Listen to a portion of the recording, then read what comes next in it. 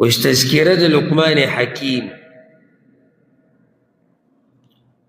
څنګه به دې پسې تذکره د لقمان حکیم راله لقمان حکیم سره حکمت خبرې دي او د حکمت په خبرو کې یو لوی دا دی چې د الله سره برخدار نه جوړي دا شان د نیکانو بندګانو باسو شو لقمان حکیم پکې دی لقمان حکیم مته واستوي که نه داسې راځي چې قریشو تپوس کړی و د رسول الله وسلم نه د لقمان په باره کې لقمان ابن باعورا د داود علیه السلام په زمانه کې او بعض وی د عیسی علیه السلام او زموږ د پیغمبر صلی الله علیه وسلم په منځ کې او تحقیقي قول دا دی د دلایلو په رڼا کې چې لقمان حکیم نیکعمله بنده و نه نبي و نه پیغمبر او دې کې یو اثر داسې راځي امام قرطبي راوړی دی وی لقمان نبي نه و ولكن كان عبدا هغه و د الله یو بنده خو سوچ به ډېر کو او په الله یقین ډېر مضبوط احب الله فاحبه د الله سره محبت ډېر و د الله سره ومن عليه بالحکمه او الله سره احسان دا وکړو چې په حکمت یې پوه وکړو او دا د افریقې او د سودان د دغه طرفونو او تک تورو غټې غټې شونډې وي او د خپې سمې غټې وي چاودلې به وي د ډېرې غټوالي د لاسه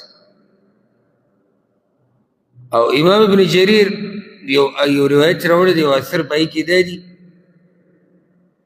چې لقمان حکیم غلام و په اوله کې مری و او حبشي و او ترکان و نو یو ورځ ورته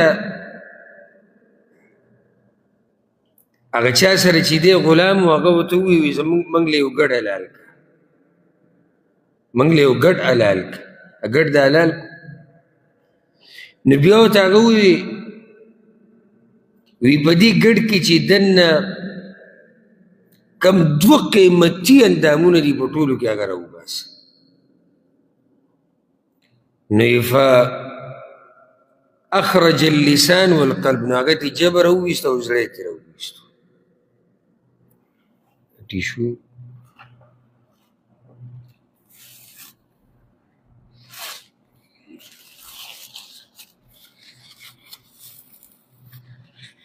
بیا یې ورته ووایي بله ورځ یو بل ګډې پې حلال کړو او ورته یې وی چې اوس داسې کار وکړه چې دوه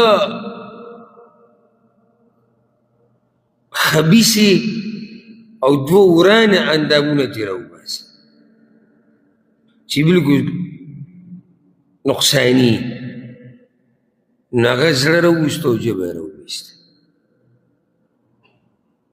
هغه ورته ویل نو داسې قیصه شو پرون دې ته هم زړه راوویسته او ژبه نن هم زړه او ژبه نو هغه ورته وي چې صحیح استعمال کې نو د زړه نه او د ژبې نه پاک او اوچت اندامونه نشته او چې په ناروا طریقې استعمال کې او د الله په نافرمانۍ کې نو د دې دونه خبیث وران پکې نور نشته څنګه د حکمت خبره ده او چا ته یې ورځ تپوس کړی مو چې لقمان حکیم یو پیر ناست و د خلکو چې ګیر چاپېره راتاو شوي سمه ګڼه وه نو دا کس چې پې تېر شو نو هغه ورته وایي ته خو د پلانو سره غلام نه وي هغه مری چې وي د هغوی سره هغوی قیم به کوي وایي تا خو به ګډې بیزې ساتلې او شپنکۍ وي او د هغوی خدمتونه به دې کول هغوی فما الذي بلغ بك ما ارى دې ځای ته څنګه راورسېدې تا سره خلک ناست دي کیر چاپېر او ته نصیحتونه کوي هغه وی 4 خبرې دي تاسو ته خو به ضرورت نه وي که نه که نه تاسو خو لقمان حکیم د مرتبې نه وړېدلي یې 4 خبرې اولنۍ تقوى الله تقوا د الله نه یریدو زه دې ته رارسولی دویم وصدق الحدیث رښتیا خبرې دریم واداء الامانه امانت خپل ځي ته رسول او 4م غلي کېناسته چې کله خبره کول فایدهمنه نه وي ووایه راته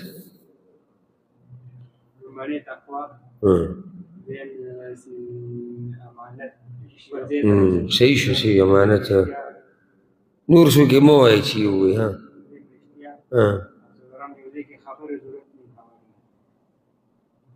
بل به څوک وایي دلته د الله بخلي چې کوم دې طرف ته ناست یا دې طرف ته دا ګوټونو والا چې دا ماشاءالله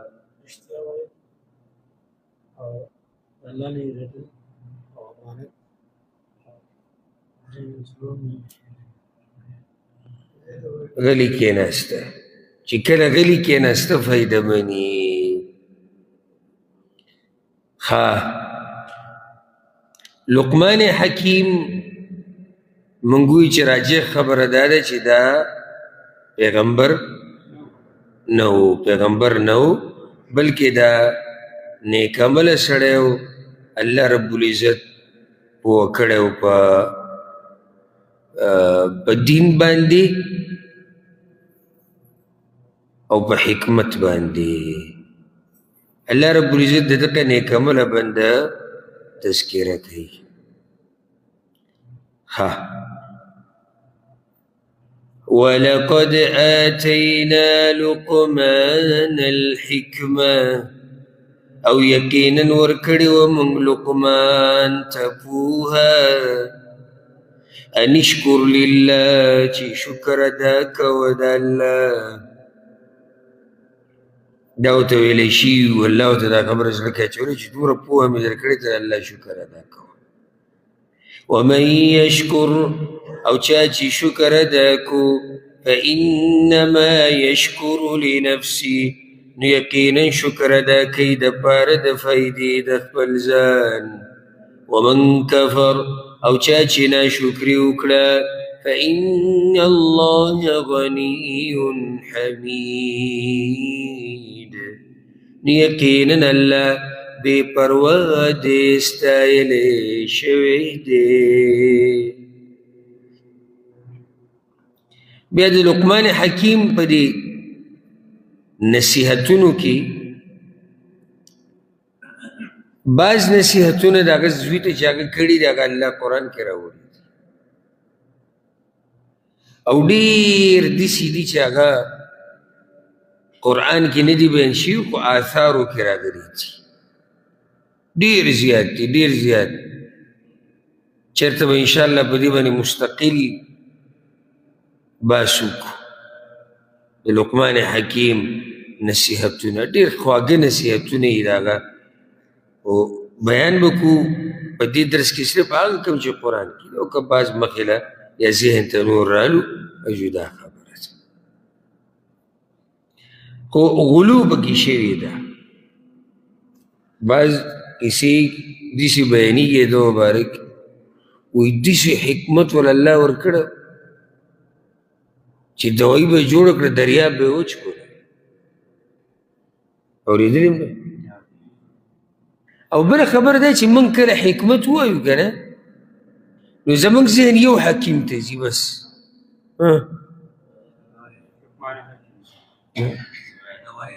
ادوایانې چې جوړېږي بس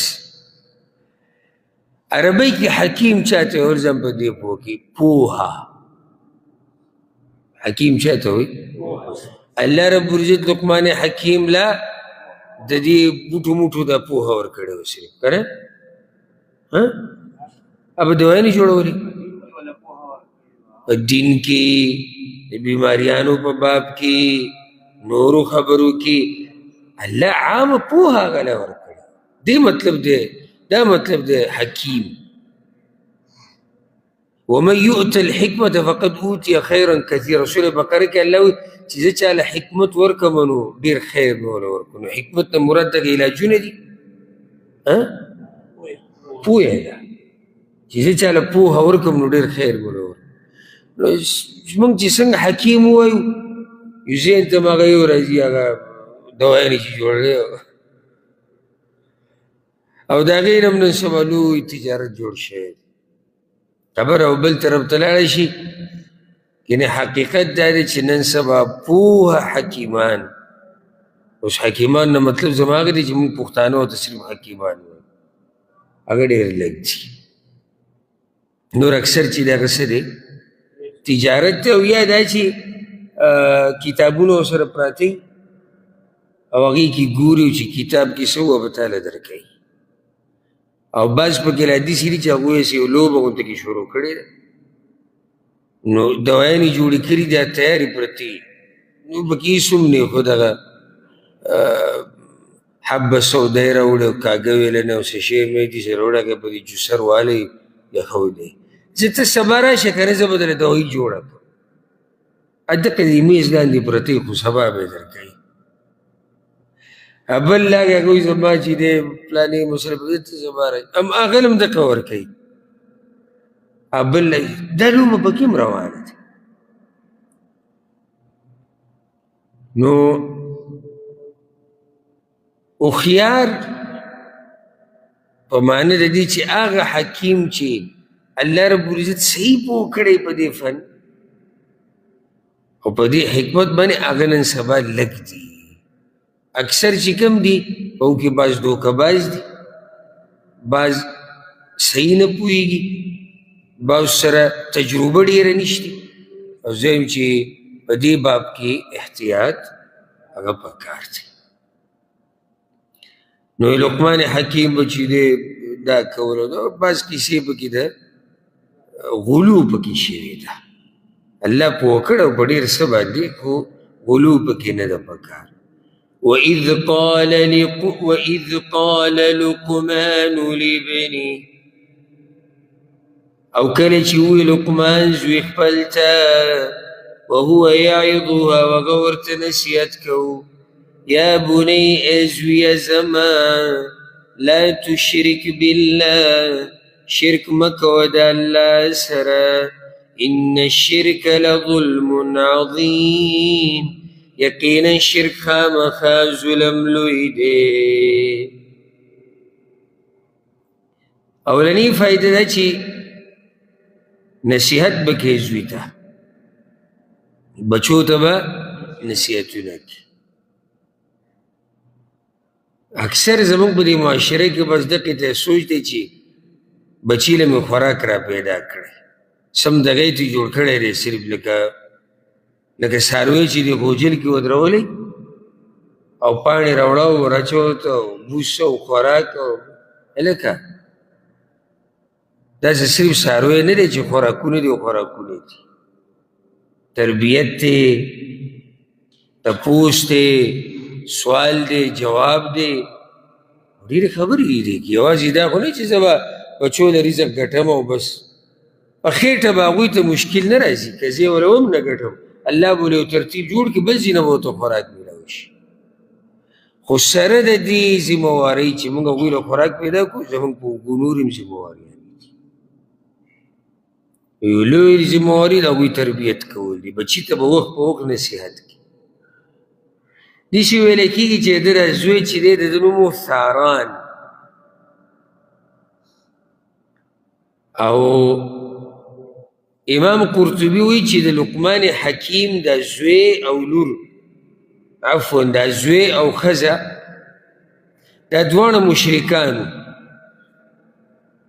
او ده ورته نصیحتونه کول تر دې چې هغوی مسلمانان شو، شرک یې پرېښود. نو اولنې ګوره سبحان الله بیا د نصیحت هم طریقې، اولنې ادب د نصیحت دا دی چې بچي ته به په ښایسته نوم سره آواز کړي، یا بونی، ای زویه زما، که نه ای خره، وایي،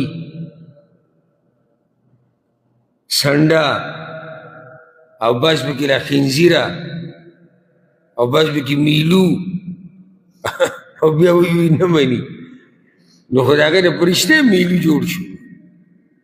ځکه چې سهار ماښام هغه اوري میلو، زناوره، خره، خنزیره، نو دغه شی ته جوړ شي. کنه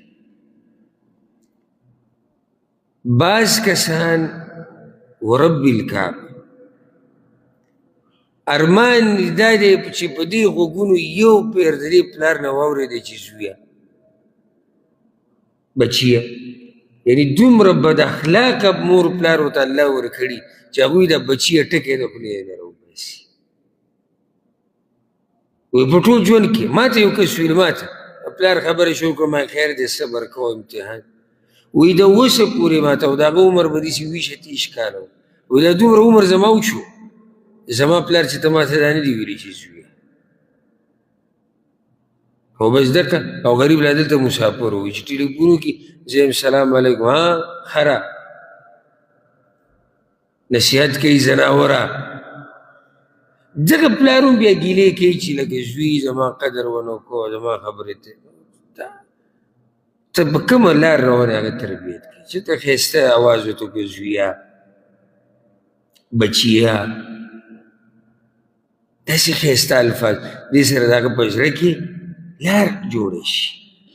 مور اکثر وایم مور هغه دا قسمه غږ بچي ته کوي، خو پلاران به زموږ د پښتنو ده. اوس که ته د عربو ته وګورې، دوی د دوی نارینه چې د بچو ته ډېر ښایسته انداز باندې اواز کوي او خبره کوي. د پنجابیان په خولې دا بیټا او بچه او پتر او دا خبرې، او زمونږ دا چې دي زمونږ دا به دقه خره او زناوره، او چې هغه زناوره او میلوی راولي یو بیا ګړز او ګړوز او درز او دقه دي.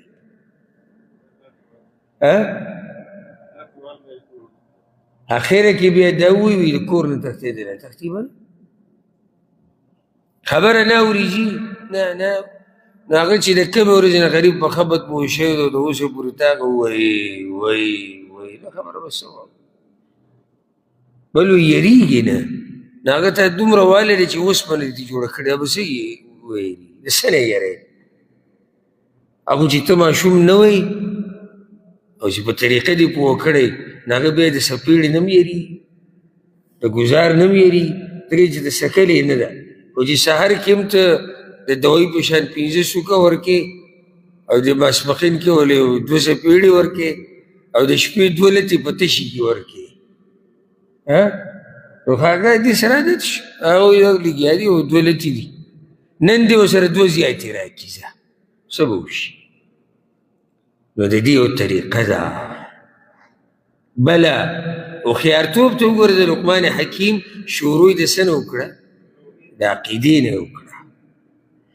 ته به دا نه چې بچي ته نور نصیحتونه کوي، عقیده دې پرېښودې، اول به ته د دین مسله د توحید چې بچي وګوره بندګي به خالص د الله کې، نه در نه دربار، نه بوت، نه دا تعویذونه، نه باباګان، نه ګټې ونې، نه پیری نه موریدي، چې ګوره زویه دا قیسې ویله نه وه، خالص بندګي به د الله کې او په طریقه د رسول صلی الله علیه وسلم دی. یقینا شرک وی لوی ظلم دی، دا خبره رسول صلی الله علیه وسلم هم حدیث کې ذکر کړې ده. دویم وصیت د مور پلار په باره کې، الله اکبر، ګوره چې د الله حق بیان شي ورپسې د مور پلار بیانېږي، او په دې باره کې موږ څو پیرې خبره کړې ده چې وجه دا ده چې اصل موږ چې په دنیا کې یو نو دا خو الله رب العزت پیدا کړي، خو سبب هغه مور پلار دي. نو اولنی حق چې بیانېږي هغه د الله دی، ورپسې د مور پلار حق بیانېږي. ووصينا الإنسان بوالديه او مضبوط حکم کړی دی موږ انسان ته په مور او پلار د هغه سره. دا د لقمان حکیم نصیحت دی، د الله خبره ده. بعضو خوله جوړه کړې وه وی چې او خو دا په منځ کې د لقمان حکیم په نصیحتونو په منځ کې د الله خبره ده. ولې دا وکړه په منځ کې؟ هلته پلار لګیا دی زوی ته نصیحت کوي. نو الله وایي موږ بیا بچو ته ویلي دي چې د مور پلار سره به ښه کوئ، ښېګړه به کوئ. مخکې دې باب کې خبره شوې ده. حملته امه وهنا، اوچت کړی و دی مور د ده وهنا علی وهن، په کمزورتیا د پاسه د کمزورتیا نه. وفصاله في عامين، او پرې کول د ده د پیونه په 2 کاله کې وو. ان اشکر لی ولوالدیک، چې شکر کوه زما او د مور او پلار ستا. الی المصیر، خاص ما ته راګرځېدل دي ستاسو. حق خو د دواړو دی، خو د مور هغه حق یې لږ ډېر بیان کړو. یعنې سخته خو پلار هم تېره کړې ده که نه یوازې مور. غري ناسي لکه تاسو چې سخته نه یې تېره کړې بچو، پلار هم لویه سخته تېره کړې لویه. ولې بیا د مور دا خاص تذکره؟ یو وجه دا ده ګوره چې مور کمزوري ده، نو د کمزوري دا حق په اسانه خوړی کېږي. لکه یو کس ته په دې انتظار ناست دی چې پلار نه به ځمکه والي یا ګاډی یا بل څه شي، غږ ورته هم نشي کولی پلار ته. خو موږ واړه واړه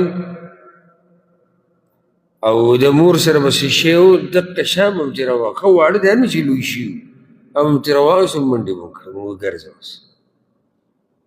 مور کمزورې ده، د کمزوري انسان دا حق دا په اسانه خوړی کېږي.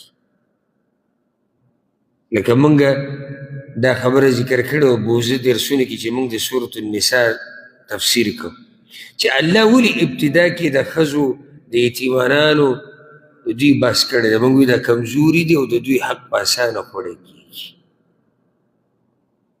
د ښځې حق وخوره او زه ګرځه، الله نه علاوه به تا ته څوک څه ووایي؟ یتیم غریب به تا ته څه ووایي؟ نو دغه شان دلته مور کمزوري ده، خپل تپوس نشي کولی، نو ځکه د هغې خبره وشو. کمزورتیا د پاسه د کمزورتیا، ماشوم د مور په خېټه کې د مور کمزوري شوي دی. الله اکبر، 9 میاشتې څه لوی احسان دی د مور په بچي باندې. نو کمزوري او خو دا پیدا شوي کمزوري ده، خیال هم دی. بیا د دې سره کمزوري شوه، نو کمزورتیا د پاسه د کمزورتیا. لکه اوس که دغه پیټې دغه وزن د ماشوم که دا موږ داسې پهلوان سړي له ورکړی وی چې ته ځان سره غېږ کې ګرځوه، بیا موږ به ویلو چې زه پهلوان دی مټور دی، او یاره دا ماشوم ځان سره غېږ کې ګرځوه، یا په سر یې کښېږدئ یا په اوږو وګرځوئ. نو صحیح د کار ګران دی، خو هلته را سړی ورته هم څه دی پهلوان دی، مضبوط دی. خو دلته دا کار ګران دی، وزن اوچتول او 9 میاشتې ګرځول، او هغه څوک چې اوچتوي او ګرځي هغه پیدایشي کمزوری دی. بیا صرف دا نه 2 کالو پورې پی به دا ماشوم سکي، دې ته وګوره څومره ګران کار دی. نو کمزورتیا د پاسه 9 میاشتې هغه تکلیف و، بیا چې پیدا شو 2 کالو پورې دغه تکلیف و، بیا 2 کاله باندې قصه ختمه شو. الله، قصه کله ختمه؟ قصه هله ختمه شي چې کله د خاورو دا ډیرې په له پاسه واوړي. کیسه کله ختمېږي او 2 کالو بیا د هغې نه بعد لوی شي او بیا سکول دی او بیا مدرسه ده او بیا لوبې دي او بیا ملګري دي او بیا ځواني ده او بیا ودونه دي او بیا د هغه ښځه راشي او بیا د هغې جاخې دي او بیا نوسي دي. مور غریبه کله په ارام کېږي. نو ځکه د مور هغه حق الله رب العزت هغه راښکاره کړو چې دلته توجه ډېره ورکوي. پلار به خپل حقوق غواړي، مور یې غوښتی نه شي. او ځکه د رسول صلی الله علیه وسلم نه کله تپوس وشو، هغه حدیث کې دي صحیح بخاري صحیح مسلم کې، یو کس وي یا رسول الله من احق الناس بحسن صحابتي، څوک ډېر حقدار دی زه ورسره ښه وکړم؟ ستا مور، بیا ورته وایي ستا مور، بیا ورته وایي ستا مور، په څلورم پیر کې ورته وایي ستا پلار. د مور پلار شکر به ادا کې. الله دا حکم کړی چې شکر به زما ادا کې او شکر د مور پلار. نو شکر د الله خو واضح دی ځکه چې هغه مونږ پیدا کړي. شکر د مور به ادا کې او د پلار ځکه چې هغه پکې سبب دی. او یاد ساته چې شکر د الله دی ادا کو او د مور پلار دی ادا نه کو، دغه شکر د الله چې دی ادا کو دا د نه قبلېږي. او شکر د مور پلار چې دی ادا کو او شکر د الله دی نه ادا کړی، نو دا د مور پلار چې دی کومه شکرې ادا کړې ده دا د نه قبلېږي. اوس الله رب العزت دا وایي چې صحیح ده د مور پلار لویه مرتبه ده، او که دوی د ته د شرک امر کوي نو خبره بوله نه ماني، خو دنیا کې به ورسره ښه کوي.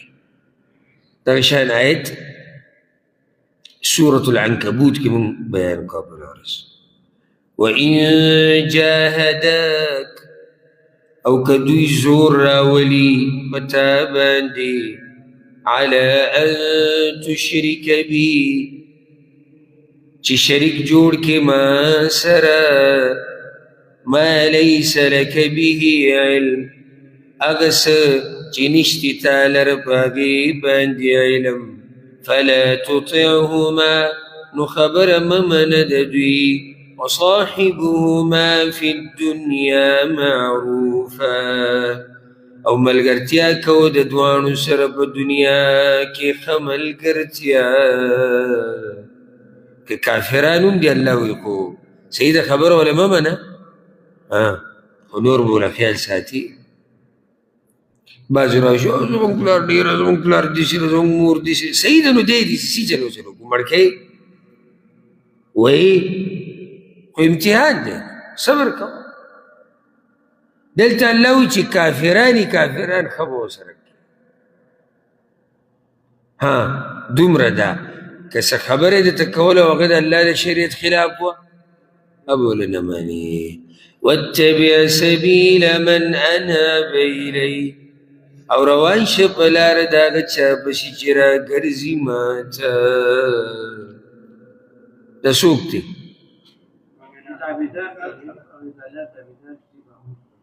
اول نه دی څوک دی؟ یو پکې ما ته ذکر کړي. رسول صلی الله علیه وسلم نه دی وی روان شه په لار د هغه چا پسې چې راګرځي ما ته. په سر کې پیغمبر صلی الله علیه وسلم نه راځي که نه؟ نه راځي پکې نه. نو چې مونږ وایو مؤمنان، دا خو صحیح ده، ټول عامه خبره. په سر کې یې څوک دی؟ رسول الله صلی الله علیه وسلم. دا نور پیغمبران، دا صحابه کرام او بیا دا نیکان خلک او داسې پسې راځي. د دوی په نقش قدم روان شي چې الله ته ورګرځي. ثم الی مرجعکم، بیا ما ته راګرځېدل دي ستاسو، فانبئکم، نو خبر به درکم، بما کنتم تعملون، په هغه عملونو چې تاسو یې کوئ. نصیحتونو ته اوس بیا خبره راواپس شو. یا بنی ای زویه زما، انها ان تک مثقال حبه، یقینا دا کئی په اندازه مثقال حبة من خردل، په اندازه د دانې د شړشمو. کیدا انها ضمیر څه ته راجع دی نیکی یا بدی کیدا نیکی یا بدی په اندازه د دانې د شړشم فتکون فی صخره بشي په یو کاڼي کې او فی السماوات یا په اسمانونو کې او فی الارض یا په ځمکه کې یأتی بها الله رابولی هغې لره الله ان الله لطیف خبیر یقینا الله باریک لیدونکی خبردار دی اوس د زوی تربیت کوي په مراقبة الله باندې د الله لحاظ کول چې الله د هر څه نه خبر دی وي زویه دا نیکي ده او که بدي ده که دا د شړشمو د دانې امرئ که نه او بیا دا دانه په یو کاڼي کې دننه پرته یا په اسمان کې یا په ځمکه کې هر ځای کې چې قیامت په ورځ به الله راولي نو یره ولم ورکوي امید ولم را پیدا کوي څنګه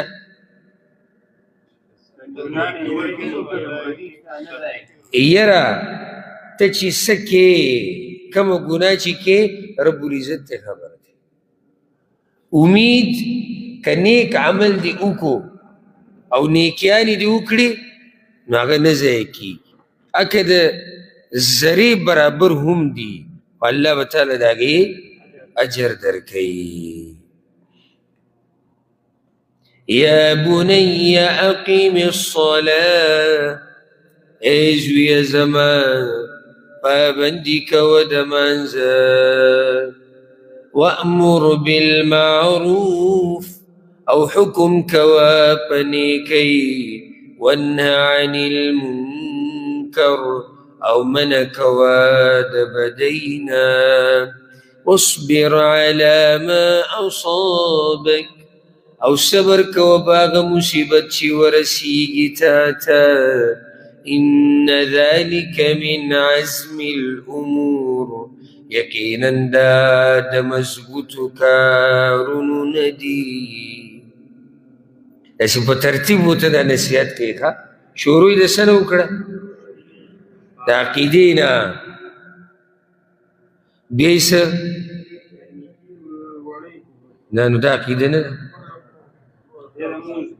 بیا د مونځ عقیده پسې مونځ راغی هغې دا دویم رکن نو ورته وایي چې د ښه کار به وې د بد نه به منع کې لازم دی او صبر به کې په هغه مصیبتونو چې تا ته در رسېږي تقدیر مسله پکې دا هم راله چې ته خلکو ته کله دین بیانې که نه نو تا ته به سختي در رسي نو ته به صبر کې او دا ډېر مضبوط کارونه دي وایي ولا تصعر خدك للناس او مکګوه نینګې خپل خلکو لره ولا تمشي في الارض مرحا او مګرځه په ځمکه کې په لویۍ سره ان الله لا يحب كل مختال فخور یقینا الله مینه نه کوي د هر لوی کوونکي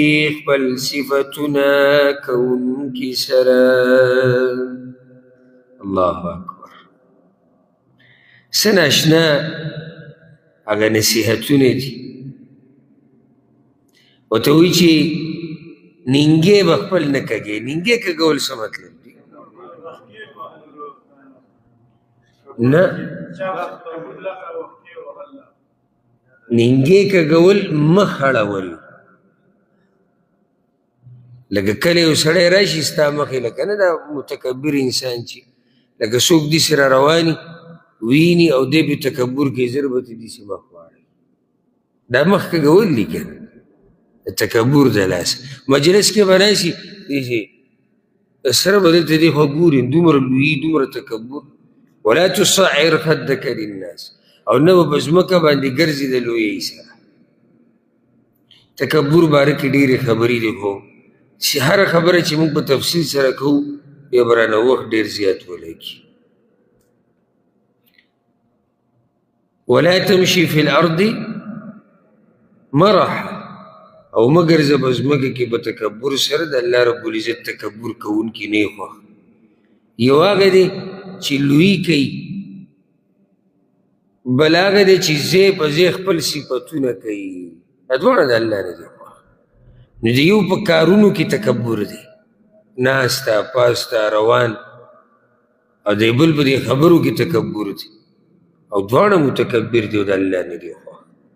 وقصد فی مشیک، او میانه روي کوه په مزل خپل کې.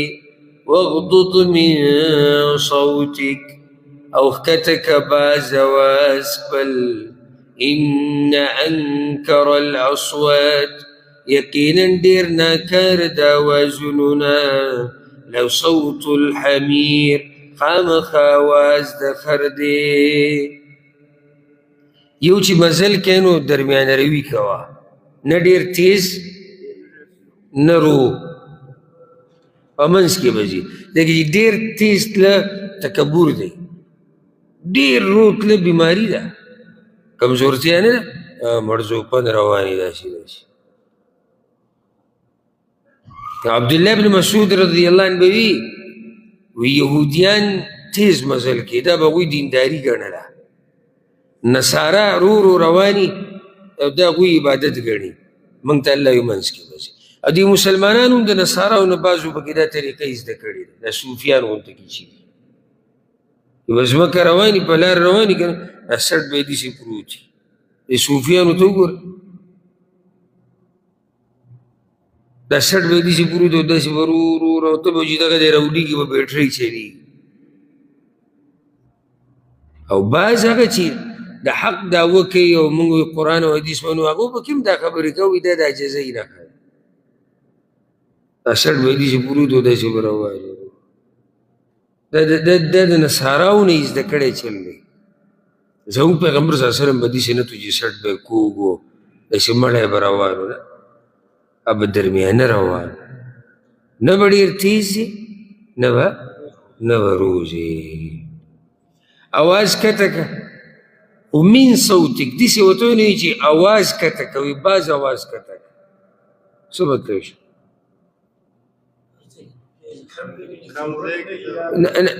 بعض ځایونو کې ضرورت راځي د تیز اواز، هلته خیر دی که اواز تیز شي، او نور اواز کوز ساته. او په اوازونو کې بد اواز هغه د خر دی. ولې د خر اواز بد دی؟ تیز دی، د خر اواز تیز دی. نو تیز اواز په دې باره کې څه روایت مې ذهن ته راتلو، خو یوه خبره اوږده شي. د لقمان حکیم نصیحتونه په دې ځای ختم شو، او د ده ډېر زیات نصیحتونه دي، ډېر خوندور. خو که موږ شروع وکړه که نه، د مازدیګر دا درس پکې هم کېږي، او زه بلې موقع ته به پرېږدو.